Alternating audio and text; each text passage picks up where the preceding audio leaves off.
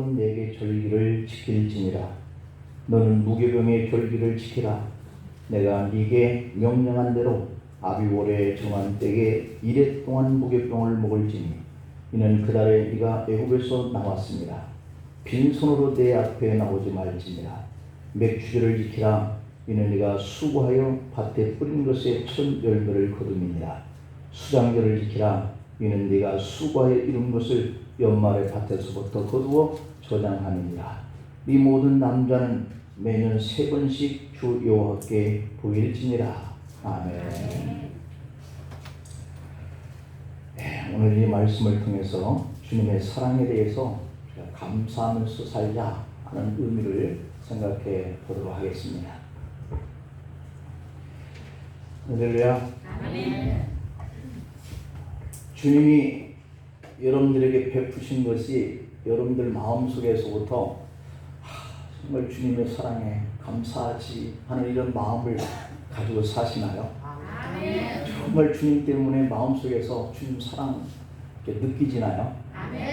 네, 더욱더 그러한 삶을 우리가 살아갈 수 있었으면 좋겠습니다. 아멘. 오늘 이 본문 속에서 주어지는 우리가 메시지를 보면 이 새 절기를 지키라 이렇게 말씀을 하고 있습니다. 그러면서 그 새 절기를 왜 지켜야 하는가 하는 그 설명을 쭉 해놓고 있습니다. 매년 3번 내게 절기를 지킬지니라 이 14절에 말씀을 해놓고 무교병을 지켜라 이렇게 얘기를 하고 있어요. 그러면서 이 무교병을 왜 지켜야 하냐면 애굽에서 너희가 이렇게 나왔는데 나올 때 빈손으로 내 앞에 이렇게 나오지 아니해야 할 그러한 의미를 쭉 설명을 해놓고 있어요. 그 다음에 맥주절을 지켜라. 그런데 이 맥주절을 지켜라 하는 이유도 그 말씀 밑에 쭉 기록되어 있는데 수고하여 밭에 뿌린 것의 철 열매를 너희가 얻었기 때문이다 이렇게 얘기하고 있고, 그 다음에 맥주절을 또 지켜라. 그런데 이 맥주절은 연말에 밭에서 거두어 저장했기 때문이다. 이와 같이 은혜를 베푸신 분이 바로 하나님이라는 거예요. 그러면서 그 주신 하나님에 대해서 감사하면서 살라라고 하는 것이 이 절기를 지켜야 할 우리들의 그러한 사명인 거예요. 다윗은 밧세바와 옳지 않는 관계를 가지면서 아이를 첫 번째 잉태할 때에 하나님은 다윗의 그 죄를 징벌하려고 아이를 죽이십니다. 다윗은 아이를 살리려고 금식도 하고 그리고 회개도 했지만 소용이 없었습니다. 그 후에 밧세바가 다시 2번째 아이를 잉태합니다. 그런데 다윗은 반가움보다는 두려운 마음이 없었어요. 왜 그랬을까요? 죄의 씨앗을 하나님이 이렇게 거두가시는구나 하는 것 때문에 첫 번째 아이를 데려갈 때 그렇게 눈물 흘리면서 하나님 이 아이 살려주세요 라고 했는데도 불구하고 그 아이를 죽이셨거든요. 그런데 이 2번째 아이를 또 가져본들 이 밧세바가 누군가요? 우리가 너무 잘 알잖아요. 네. 우리아의 아내였고 우리아는 전장에 나가서 그 밧세바를 차지하기 위해서 다윗이 죽인 그 남편의 여인이었거든요. 근데 그 여인을 자기 아내로 맞이했었어요. 그리고 그 아이에게서 그 여인에게서 첫 번째 아이를 얻었는데 이 아이가 병들어서 죽을 지경에 놓였을 때 다윗은 하나님 앞에 가서 회개하면서 기도했거든요. 근데 그 아이를 하나님이 죽이셨단 말이에요.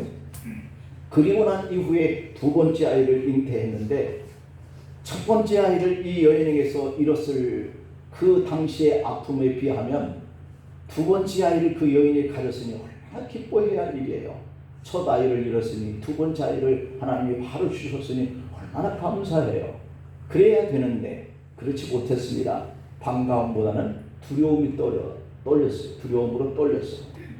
이 두렵게 되어진 그 이유가 뭐냐면 자신의 죄 때문에 첫 번째 이 아이가 죽음을 면치 못했는데 둘째 아이를 낳는다 해도 이 아이가 안전하게 잘 클 수 있도록 보장이 없다라고 하는 그 이유 때문이죠.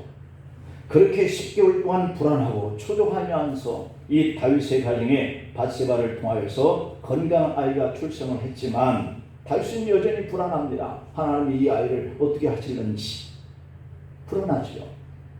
그렇게 불안해하던 어느 날 하나님은 선지자 나단을 보냈어요.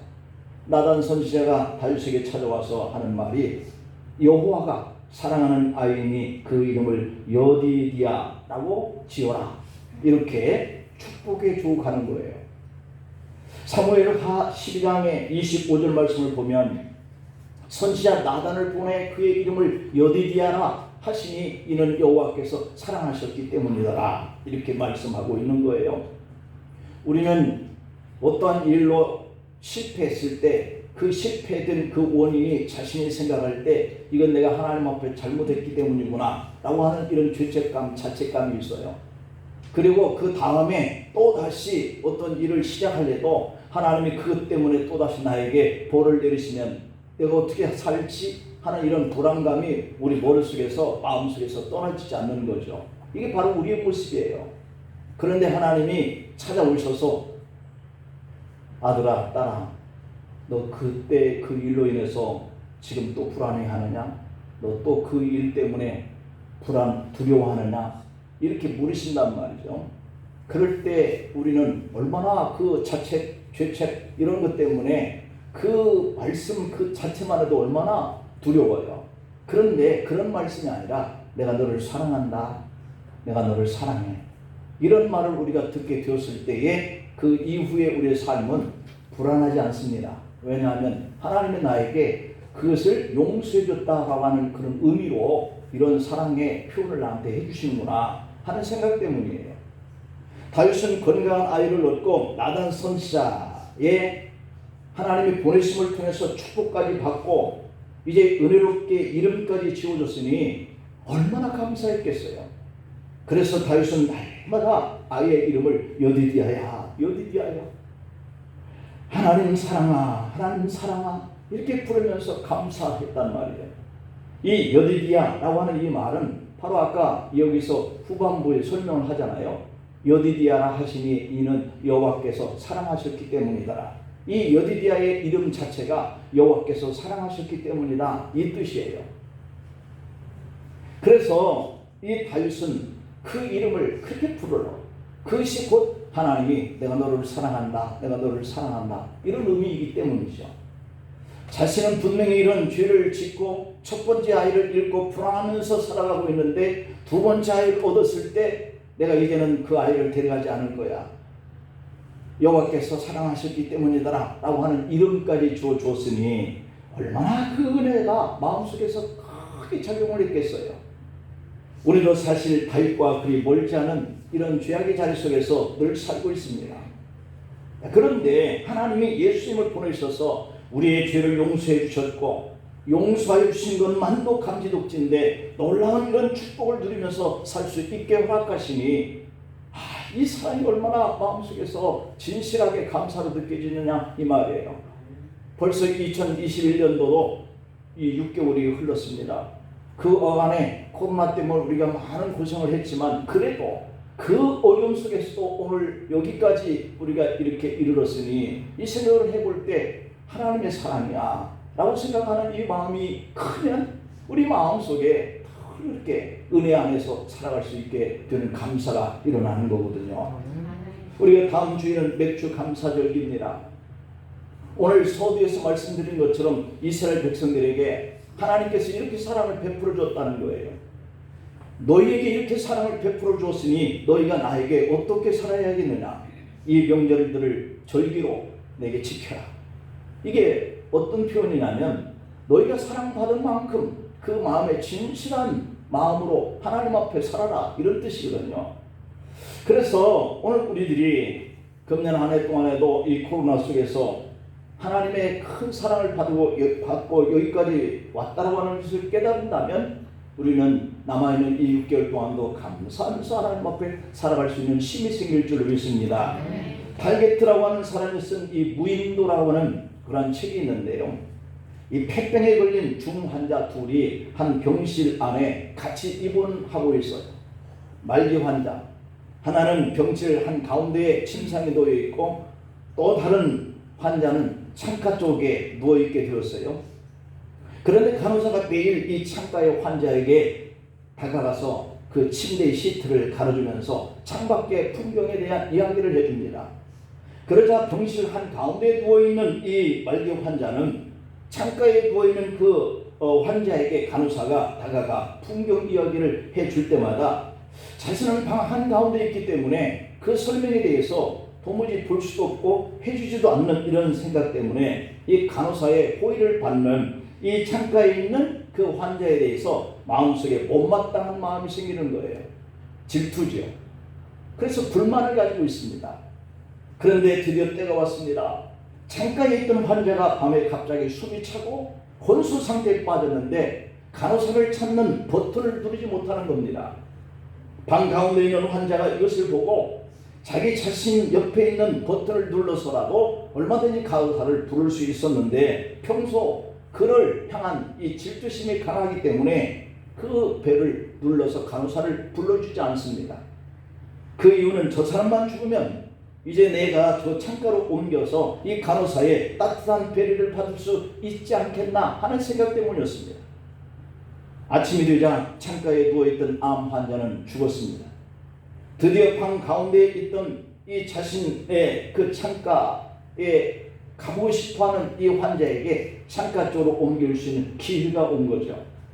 조금은 움직일 수 있었던 그 환자는 제일 먼저 몸을 일으켜서 그렇게 궁금하고 보고 싶었던 이 창가 밖을 바라보고 싶었습니다. 그런데 그 순간 그 환자는 너무도 깜짝 놀라고 말았습니다. 거기에는 간호사가 말해준 대로 방갈로도 없었고 호숫가에 놓이는 백조도 없었고 사람들이 개를 데리고 거니는 아름다운 집도 길도 없었습니다. 다만 건너편에는 하얀 건물 벽만 코앞에 닿을 정도로 붙어있는 밖이 있었을 뿐이에요. 여기서 탈게트의 작품 무인도라고 하는 이 책은 끝이 나는데요. 작품이 그러한 사람의 상태를 전혀 설명해 주지 않고 끝났기 때문에 독자들은 그 책을 읽으면서 한결같이 그 환자에 대해서 궁금증을 가지게 하고 이 책이 끝나는 거거든요. 이것이 탈게트가 무인도라고 하는 이러한 글을 쓴 목적이기도 해요. 우리는 다 같이 각자가 가지고 있는 무인도가 있어요. 이렇게거니 저렇게거니 생각하는 자기만의 생각의 틀 속에 갇혀 있는 거죠. 그리고 자기 생각이 틀림없이 맞을 거야 라고 하는 생각 속에서 사는 거죠.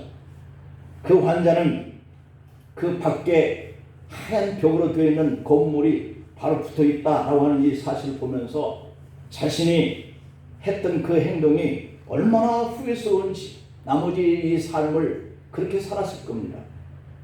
이런 것인 줄 알았더라면 어젯밤에 간호사가 호출 버튼을 눌러서 뛰어와 그 유급하는 환자가 생명을 연장할 수 있는 그 일을 내가 해줬었더라면 후회하는 겁니다.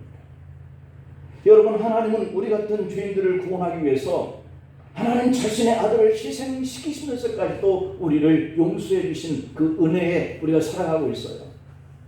그 큰 은혜를 받아 쓰면서도 불구하고 우리는 어떻게 살고 있나요? 시기하고 질투하고 죄짓고 원망하고 미워하고 분쟁하고 이렇게 살아가고 있습니다. 무인도예요. 자기 생각 속에 생각들이 다 옳고 다른 사람들은 다 옳지 않게 보이는 거죠. 그것 때문에 우리 인생이 죄를 지으면서 사는 거죠. 그런데 하나님은 다윗에게 그런 것처럼 그의 그런 우리를 변함없이 다윗을 사랑하시고 참아주신 것처럼 우리도 사랑해 주시고 참아주시는 분이세요. 만약 우리가 다른 사람이 나보다 더 가진 것, 더 건강한 것을 부러워하면서 그 질투심 때문에 내게 주신 그 은혜를 잊어버리고 감사하는 삶을 살지 못한다라고 한다면 이 탈게트의 무인도에 나오는 이야기처럼 방 한가운데 있던 이 환자 같은 후회로 평생을 살아갈 수밖에 없을 거라는 것이죠. 사실 다윗이 불안감이 계속될 때 하나님은 그에게 여디디아를 주시고 하나님의 분노가 사라지고 그리고 내가 너를 이렇게 사랑해 라고 하는 이 암시를 주신 겁니다. 다윗의 마음이 얼마나 홀가분해지고 또한 진정한 그 마음으로 감사하는 생각이 일어났겠어요. 우리도 후회 없는 이 참된 감사의 마음을, 나 같은 죄인을 구원해 주신 이 하나님의 참된 그 사랑, 이것이 우리 마음속에 커지면 우리는 감사하면서 살 수 있는 것이죠. 이스라엘 히브리 민족은 세 가지 3대 절기를 지키도록 명령받았습니다. 왜냐하면 하나님의 사랑을 받았으니 그것을 기억하면서 살기를 원했기 때문이에요. 이게 하나님의 마음이에요. 하나님은 우리를 이렇게 사랑하시는데 아들 독자까지라도 보내주셔서 우리를 구원해 주시고, 내가 너희를 사랑한 것 같이 너희는 나를 사랑하고 예수를 사랑해라. 이게 하나님의 명령이거든요. 근데 우리는 그렇게 못 살아요.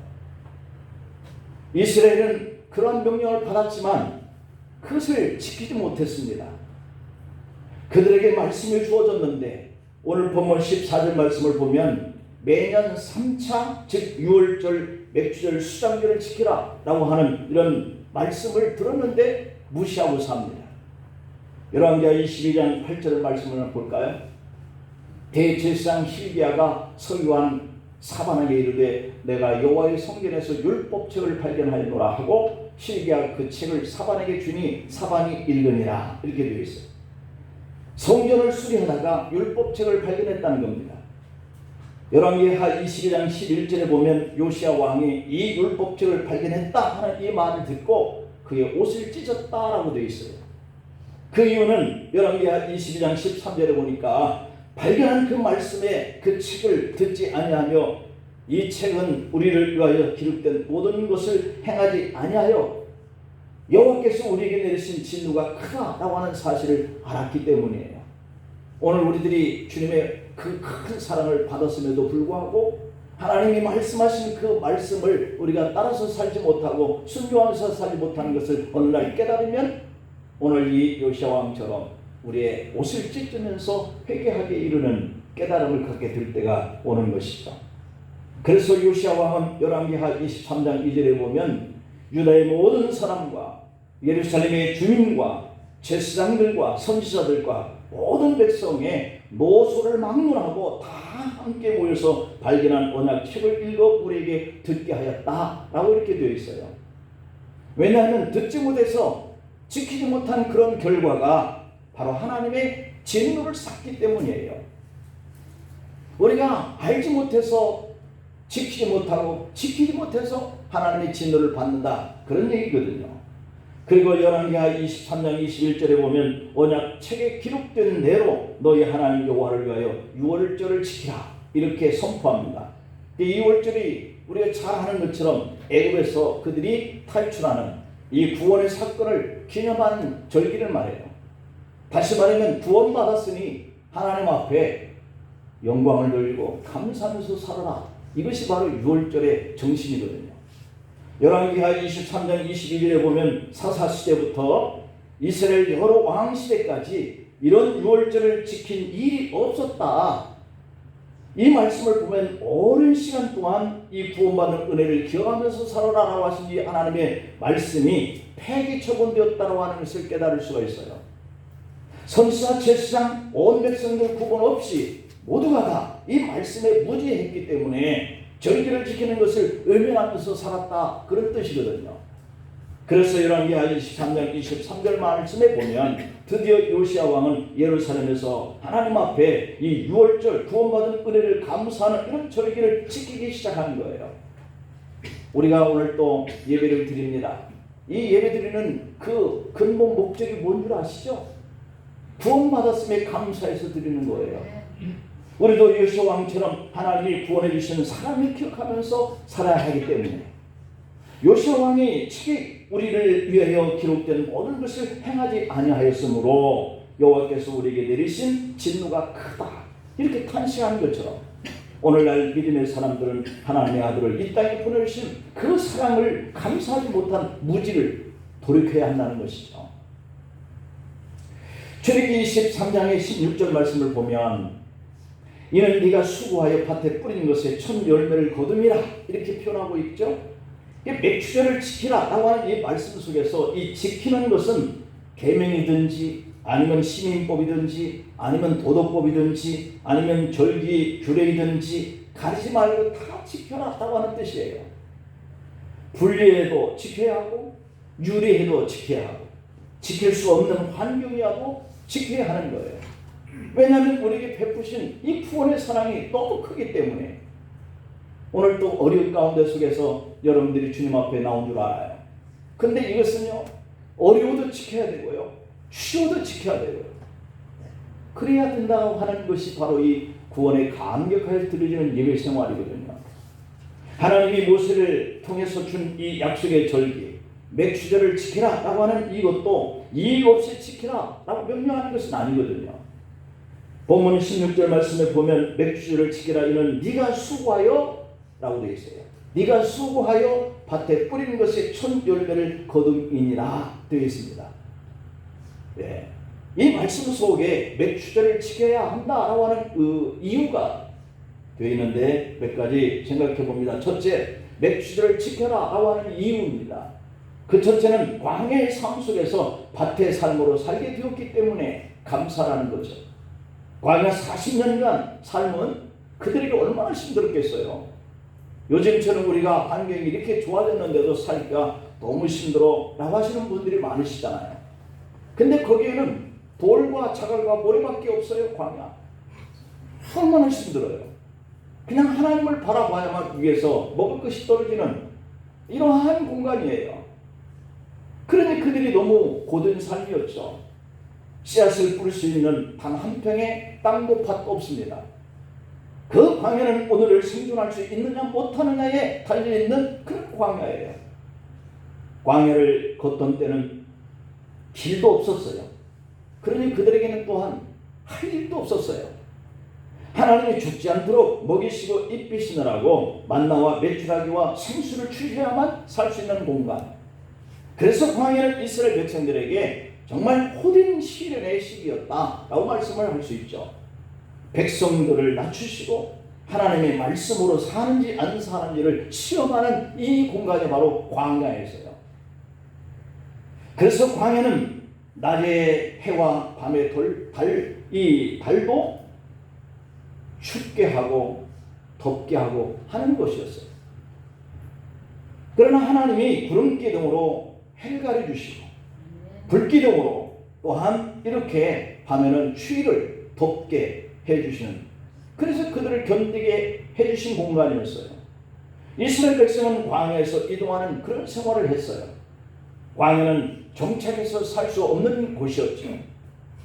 그런데 맥주절의 그 이유를 보니까 밭에 뿌린 것을 거두게 됨을 감사하라 라고 명령합니다.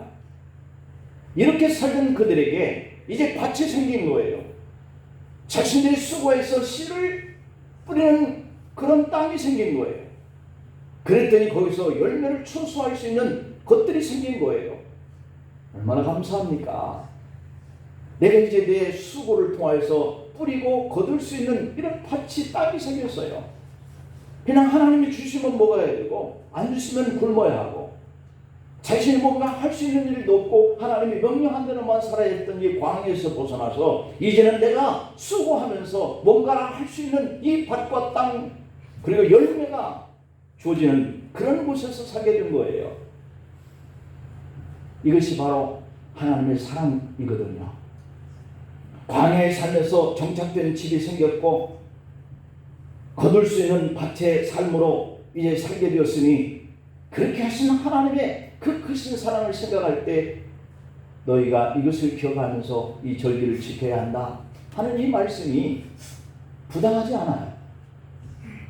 구원받은 사랑도 감동인데 빈손으로 와서 이만큼 누리게 되어진 것은 하나님의 사랑이라는 거예요. 그러니 너희가 하나님 앞에 영광을 돌리면서 살아라는 거죠. 그 다음에 두 번째 이유는 일할 곳이 생긴 것에 감사하는 거예요. 일할 곳이 생겼으니 감사하라. 뭐가 생겼으니까요? 네. 여러분들 일을 하시는 분들이 일을 할 수 없는 때가 오면 얼마나 답답하고 힘든지 모르죠. 조기 은퇴하거나 코로나로 직장이 없어서 놀아야 했던 이런 경험을 한 분들이 우리 주변에 계실 거예요.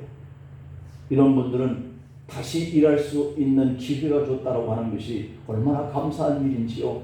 철저하게 깨달을 수 있을 거예요. 오늘 본문은 네가 수고하여 밭에 뿌린 것의 첫 열매야? 라고 말씀합니다. 수고했다라고 하는 이 말은요, 노동의 현장에서 땀을 흘리면서 살게 되었다는 거예요. 사람이 놀면서 먹고 지내는 것과 수고하면서 먹고 사는 이 삶은요, 그 보람과 의미가 달라요. 사람이 놀면서 먹고 지내는 이 삶이 좋을 것 같은데 얼마나 힘든지 몰라요.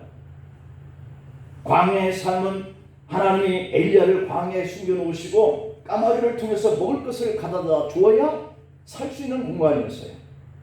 그러나 이런 것이 스스로 땅에서 열매를 먹는 것만 하겠느냐라고 하는 것이잖아요. 누가 주어서 먹는 거, 저건 받기만 하는 존재야, 그렇게 얘기하지만요, 그건 틀렸어요. 받기만 하면서 먹고 사는 이 삶이 얼마나 힘든 줄 아세요? 내가 차라리 가서 일을 해서 그 정당한 대가를 가지고 살 수 있는 이런 삶이요, 정말 행복한 삶인 거예요. 그냥 누가 주어서 먹고 안 주면 굶고 이런 삶이 참 힘든 삶입니다. 그런데 그곳에서 그런 생활을 하던 사람들에게 밭이 생겼어요. 땀을 흘려서 수고할 일터가 생긴 거예요. 행복한 거예요. 그렇게 사는 삶이요, 우리에게 역동성이 있는 삶이에요. 여러분들에게 수고할 수 있는 직장, 사업장, 일터가 있는 것이 축복인 줄 믿으시기를 간절히 소망합니다. 아멘. 창세기 41장 52절 말씀을 보면 하나님이 나를 내가 수고한 땅에서 번성하게 하셨다라고 이렇게 되어 있어요. 신명기 12장 7절에 보면 너희 하나님 여호와께서 너희의 손으로 수고한 일에 복주심으로 말미암아 너희와 너희 가족이 즐거워할지니라 이렇게 되어 있어요. 시편 128편 2절에 보면 네가 네 손이 수고한 대로 먹을 것이다. 네가 복되고 형통하리로다. 네 손이 수고한 대로 먹을 것이라 고단한 것 같지만요, 이게 바로 형통한 삶이라는 거예요. 신명기 28장 33절에 보면 네 토지 소산과 네 수고로 얻은 것을 네가 알지 못하는 민족이 먹겠고, 이 말씀을 보세요. 내가 수고했는데 내가 못 먹어요. 이 불행한 삶입니다. 시편 78편 46절에 보면 그들의 토산물을 황충에게 주셨고 그들이 수고한 것을 메뚜기에게 주셨다. 이런 삶이 저주예요. 결국 이 땅의 소산물을 먹게 하시고 못 먹게도 하시는 분이 누구냐? 하나님이라는 거예요. 나의 일터에서 수고의 땀을 흘리는 이 건강이 있고요, 기술이 있고요, 경영하는 이런 법을 알고 열심히 땀 흘리는 것이, 이것이 진정한 사람의 삶의 행복이구나. 이걸 우리가 비로소 알 수 있는 것이죠. 그렇습니다. 아무것도 할 수 없던 이 광야에서 이제는 그들이 밭이 생기는 공간으로 옮겨진 거예요. 땀 흘려서 수고해서 씨를 뿌리고 거둘 수 있는 이런 수확에 참된 기쁨의 삶의 터전이 생긴 거예요. 여러분, 사실 우리에겐 본래 영적인 밭, 교회가 없었습니다. 유리 방황하듯 죄악에 허물진 곳에서 열매 없는 삶을 살았던 것이죠. 그래서 바울은 에베소 5장 11절에서 이렇게 말씀합니다. 너희는 열매 없는 어둠의 일에 참여하지 말고 도리어 책망하라. 열매를 위해서 수고했어도 사단이 좋아하는 헛된 열매일 뿐이다 라고 하는 것이 있어요. 바울이 에베소 5장 8절에서 너희가 전에는 어둠이더니 이제는 주 안에서 빛의 자녀들처럼 행하라 그랬습니다. 사도행전 26장 18절에 보면 그 눈을 뜨게 하여 어둠에서 빛으로 사탄의 권세에서 하나님께로 돌아오게 하고 죄의 사함과 나를 믿어 거룩하게 된 이 무리 가운데 속에서 기업을 얻게 하신 분이 우리 하나님이다 라고 이렇게 표현하고 있습니다. 열매 없는 삶, 그리고 어둠의 자리에서 살던 우리에게 예수님의 그 피 흘리심이라고 하는 것들을 통해서 우리가 구속을 받고 교회라고 하는 이 영적인 밭을 우리에게 주었어요. 우리가 교회 섬기는 일이 참 힘들죠. 내일 전도할 테니까 좀 모이십시다. 내일 교회 청소할 테니 미화하기 위해서 우리 시간 되신 분은 좀 나오시죠. 여러분, 이 일이요, 우리의 일이에요. 이런 공간이 우리가 일할 수 있는 밭이라는 것이죠. 그래서 고린도전서 3장 9절에 보면 우리는 하나님의 동역자들이요 너희는 하나님의 밭이요 하나님의 집이다 이렇게 얘기했어요. 이것이 우리에게 주어진 것이 고단하다 힘들다 라고 피할 수 있는 길로 우리가 가는 것이 내가 잘하는 것이 아니라 이것은 나의 일할 수 있는 일터구나, 내가 이것은 하나님 앞에 동역할 수 있는 귀한 일이구나 이렇게 생각하는 것이 행복인 줄 믿습니다. 얼마나 감사한 일인지 몰라요. 일하는 일터가 있다는 것이죠. 이제 우리가 머문 교회가 하나님의 밭인 줄 믿으시기를 축복합니다. 하나님이 우리에게 영적인 밭, 일할 수 있는 교회를 주셨어요. 이 밭에서 각자에게 주신 직분대로 할 일을 주신 거죠. 그래서 기름을 부어서 목사로, 장로로, 권사로, 안수집사로 세워놨어요. 영적인 밭인 교회에서 여러분들이 일할 수 있고 땀을 흘려서 수고할 수 있고 거둬들일 열매가 있게 하는 삶을 살게 하기 위해서, 이것이 오늘 하나님의 사람으로 구원받은 우리가 지켜야 할 영적인 그러한 맥주절인 거죠. 그래서 주님 앞에 섰을 때 네가 참 잘했다, 그리고 상급주 십자를 하나님이 주신다 이렇게 얘기하고 있어요. 우리는 예수 그리스도를 믿기만 하면 무슨 일을 하고 살아도 우리는 구원을 받습니다. 그러나 상급도 받아야 되잖아요. 주님의 영적인 밭에서 여러분들의 땀 흘리는 수고에 수확하는 것이 있어야 주님 앞에 설 때에 칭찬과 상급을 받는다는 거예요. 사실 우리에게 가난한 시절이 있었어요. 보리떡, 보리개떡을 먹으면서 살던 우리의 부모의 세대들 말이죠. 새까만 보리개떡 정말 거칠고 거칠지만 그것을 먹고 그것도 없어서 먹는 아이들을 바라보면서 부러워하던 그런 때가 있었습니다. 보리 추수할 때 낫을 들고 그 껄끄럽고 따가운 보리를 베어서 보리깨로 타작하며 지냈던 그런 때가 있었죠.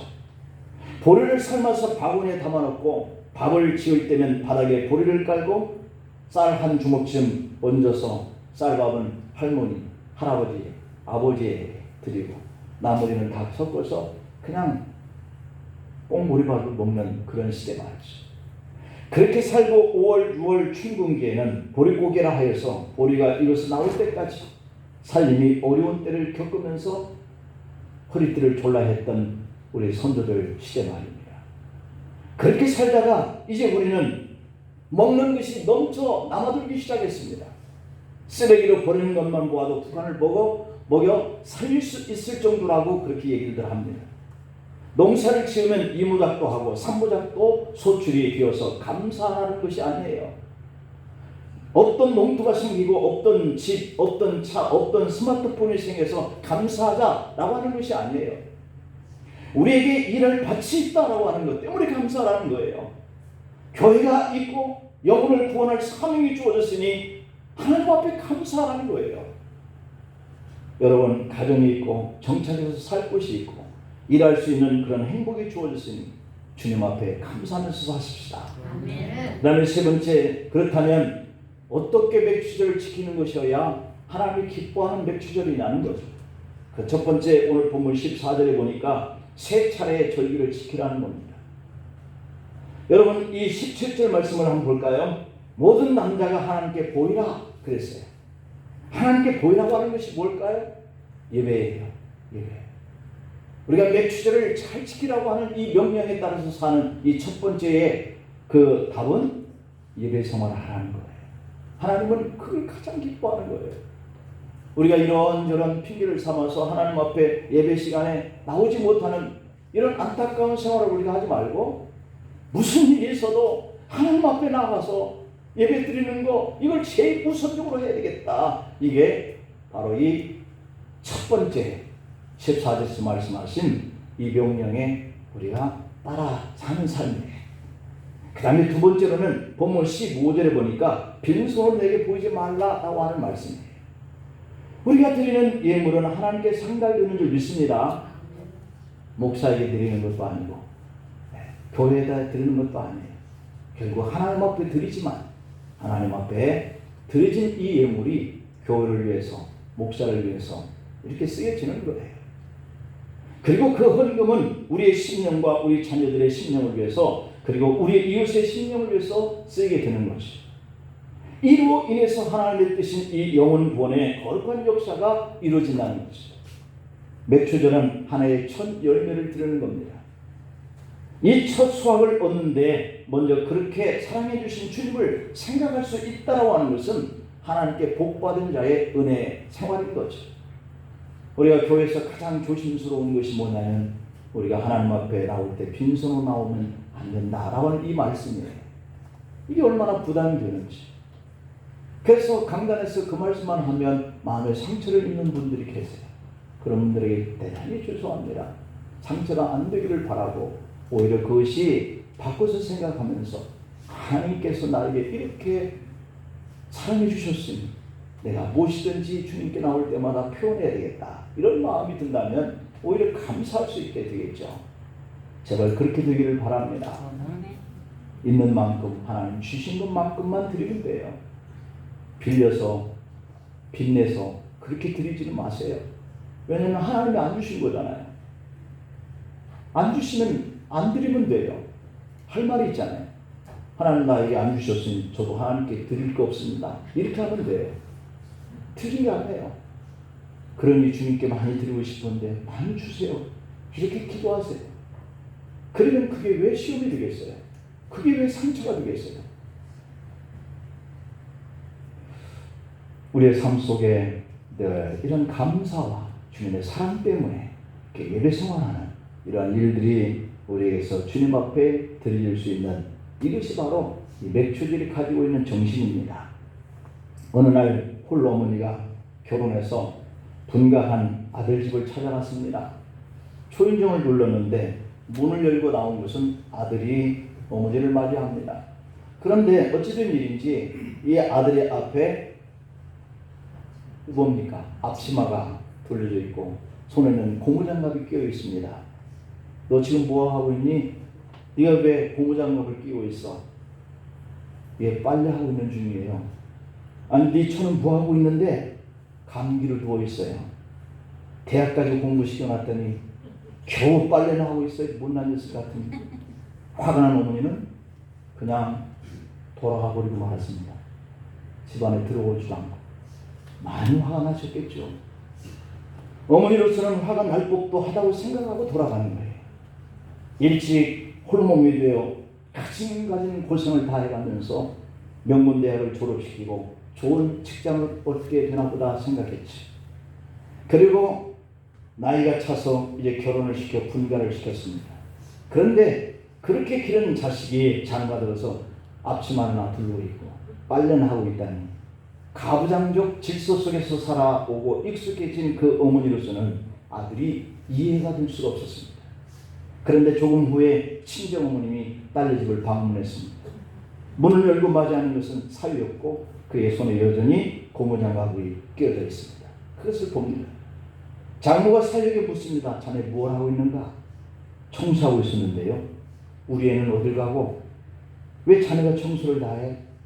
예, 감기로 방에 누워있어요. 아유, 고맙네 이 사람아. 달라요. 그렇습니다.